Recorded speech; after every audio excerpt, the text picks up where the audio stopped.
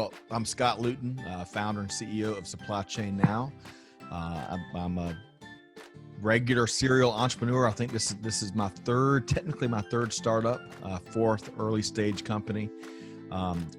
We've got a passion for the grind, but more importantly, we've got a passion for global supply chain, especially the people, the companies, the technologies, the best practices, the market intel, all the innovation. And it's been a very rewarding journey that we've been on. Originally from Aiken, South Carolina. We've been in the Atlanta area now for, close to 15 years. We've married my wife, Amanda, three kids, Brantley, Gracie, and Ben, and two dogs. We live on the outskirts of the Metro Atlanta area now. Needed a backyard. But most importantly, love what we do, love this journey we're on, and it centers around the relationships in the industry. And when you have the opportunity to partner with innovative brain trusts like the Verusen team is, that makes the journey all that more rewarding.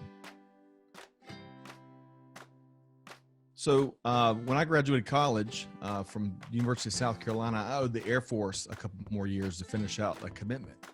And so after a couple years served in Wichita, Kansas, smack dab middle of the country, I returned to South Carolina, and I wasn't sure what to do. So for a couple of years, or for a little while, I worked for a technical professional development company that specialized in computer certifications. But that wasn't quite up my alley, and I was recruited to join a small mom and pop manufacturer. And I was tasked with managing orders as they came in, from the time they came in, and working with the prints and working with the specs and the problems and all of that good stuff, to the time that the partitions left the door and as they arrived on site at these construction sites across the country. And instantly, I loved it. It really reminded me of the mission that we have in the military, right? That esprit de corps, the camaraderie, working with a wide variety of people, a wide variety of skill sets, all to, get good parts out the door at a great price, meeting those expectations from the customer on time, always.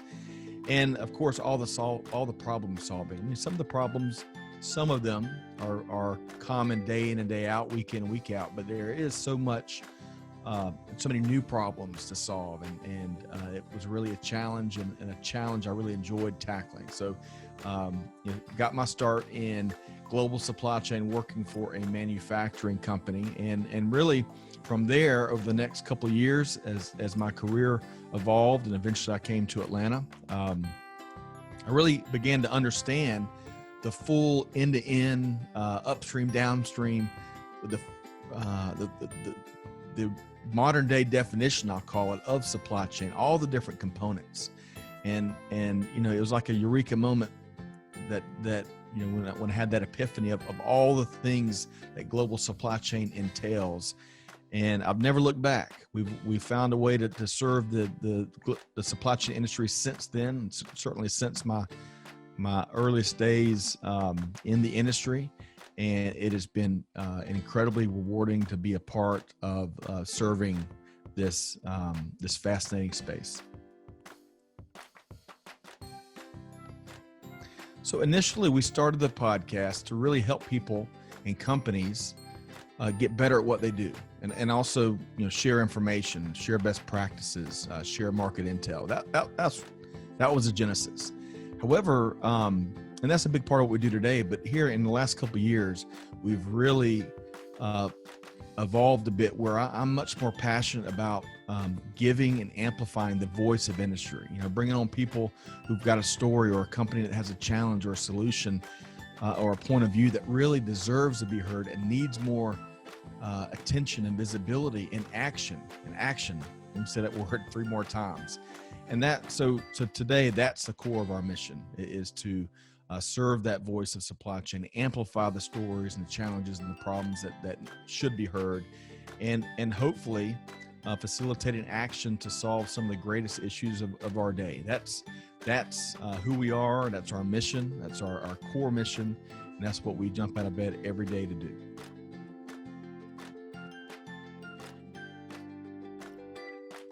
So, when we get this question, and we get it a lot, we publish content every day. And so naturally we get a lot of inbound inquiries. What are you seeing? What are you hearing?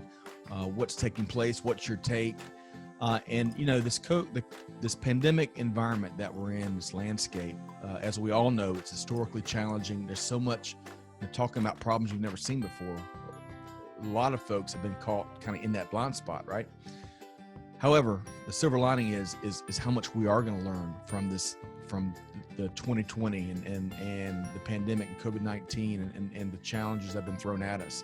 And it's going to make the industry stronger. And there's a lot of great news there. But to fully answer the question, I would need probably the next 8 hours. And that's probably not what we have here today. But here's a couple of things. For starters, another silver lining is all the awareness that the consumers and the upcoming generations have about supply chain. Oh, that's how I get things here, within a couple hours or a day or 2 days. And that's why I can send back the red and black shoes because I like the green ones, or whatever the case is.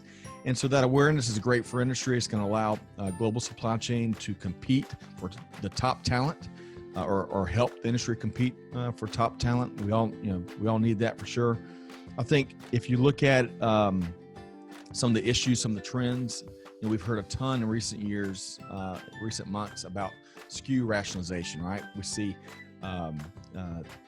Coca-Cola Company, for example, they discontinued Tab amongst a bunch of other brands, and there's some heartache out there about that. However, companies, SKU rationalization is not new, but companies have really, because of the environment, really have had to pick and choose what they invest in, right? If Coca-Cola or Coke Zero or Diet Coke is what the market wants, then that's where they're going to put more resources. And we're seeing that across retail, right? We're also seeing a lot of physical footprint rationalization. Gone are the days where I think in many ways, you have an office for the sake of having an office, and you require folks to be there 8 to 5, and you make them fight traffic to get there and fight traffic to get home. I think you're seeing a lot of these offices close down as part of the lockdown, and then they're revisiting why you have an office in the first place. There's technology firms that have eliminated hundreds of offices globally and have really embraced and figured out how to make remote working work for the company, and that's a great thing to see, because I think that makes things more convenient for a lot of members of the workforce, especially in this technology age. Accelerated automation and robotics, that started long before COVID-19 and the pandemic environment, but that COVID-19 has accelerated that. We've all leaned heavily on e-commerce, right? E-commerce and being able to get stuff without walking in stores, especially during the peak of the lockdown, that's protected our psyche, right? We've been able to get largely what we've needed. But to continue to power e-commerce and make sure it's got the horsepower that it's going to need as it continues to grow, and as e-commerce has gained new buyers. I've got family members that are getting certain retail items and groceries via e-commerce that they never have, and I think it's here to stay. So to continue to power that industry, we're going to have to lean heavily on automation and robotics. Yes, it's going to displace some members of the workforce. However, if you're willing to learn and step through new doors and really challenge yourself and figure out new problems and continue to learn and develop as a professional, this automation and robotics age that we're in is going to open up lots of doors.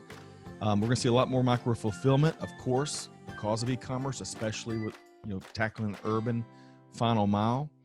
Here's something Daryl Liu at Verusen is going to love, because we did an episode with him where we talked a lot about the democratization of technology. Try to say that word 10 times straight.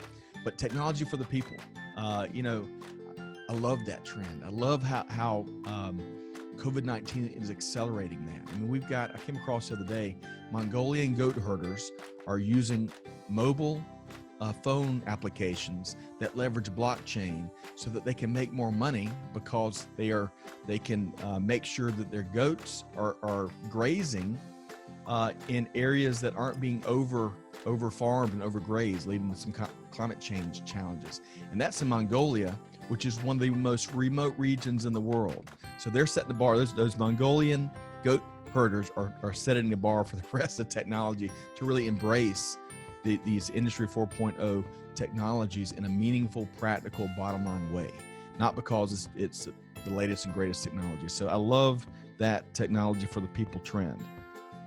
Two final ones here. We're going to continue to see more communication and effective communication and information exchange upstream and downstream.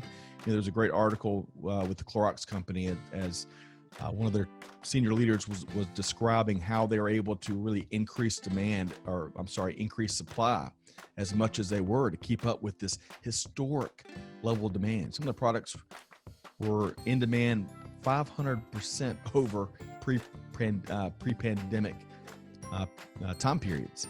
That is an enormous challenge, especially at that scale. So, one of their best practices as we were getting through this pandemic and especially the height of it is they were meeting with all their various supply chain partners, better understanding their constraints. But even more importantly, perhaps, is Clorox was sharing what they've learned about COVID-19 with their supply chain partners and what they have learned and applied to protect the workforce. And that is so important. So that really intentional, deliberate, and open exchange of information here in the information age. What a concept, right? But being able to maintain production, protect the workforce, get product out while protecting the psyche of the global consumers, that's been quite a feat through 2020. And then finally, empathy and understanding. That's some of the best good news we've seen through this pandemic. As we've all been Zooming here and GoToMeeting here and Google Hangout here and Microsoft Teams here. All these platforms don't exactly play nicely. It'll mute this microphone and change this setting, and kids are popping in behind us in these lockdown meetings.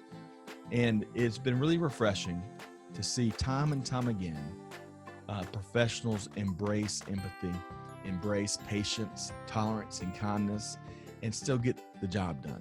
I think that is something I'm an optimist at heart, and I certainly hope that sticks around into the post-pandemic, because it really is good for business and it's good for society.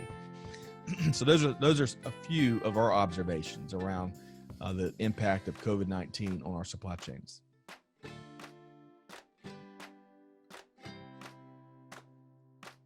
Excellent question. I love this question. I love posing this question to all the folks that come on our show too.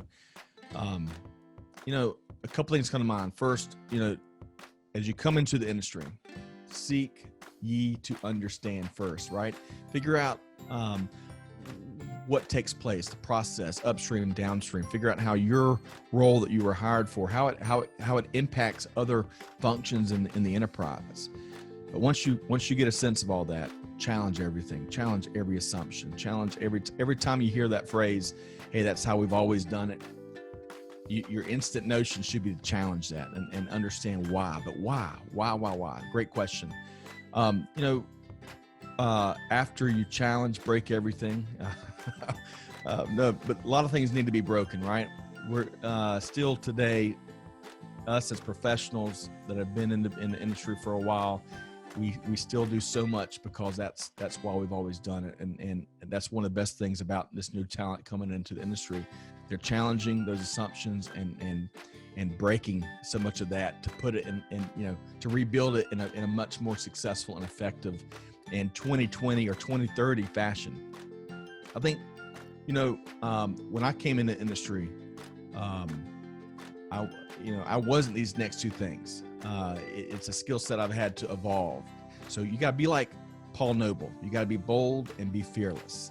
And whether that means in industry, if you're working for a big enterprise, if you're working for a mom and pop company, or if you're an entrepreneur, hey, be bold, be fearless. Take chances, especially calculated risks. Propose, be bold and putting new ideas out there and new solutions and new ways of doing things. And then don't just talk about it, because lip service, we all get too much lip service, but lead, take action, right? raise your hand, volunteer. That's been some of the best learnings in my career, is I volunteered to do things and work with people and learn from them and learn from the tasks at hand. Speaking of working with people, relationships still drive everything. And I think they always will. I mean, as much technology as we're all leaning on and using and utilizing, and old technology, new technology, all that's fantastic, right? It moves industry forward. But at the core, still relationships matter. Relationships across the globe, across the industry. Get out there, meet people, develop meaningful, deep relationships, trust-filled relationships. That will undoubtedly help your career. With trust, you can do anything in life. You can move mountains, and leaning on your peers and those trusted relationships are going to help fuel your success. And then, finally, perhaps most importantly, out of all this other stuff I'm sharing, is never say never, but never stop learning. Not for a moment. I mean, every day, every hour, find something that you didn't know and act on it, and then build on it as building blocks. That's not hard to do in this era. I mean, where change is as fast and rapid and new and creative as it is right now, you're going to constantly be presented with things you probably haven't heard of or haven't heard of, at least this twist. Lean in, engage, put it in a headlock, learn it, use it, look at it as building blocks. And the more you invest in yourself through that process, the more opportunities you'll certainly have as you work your way through your career.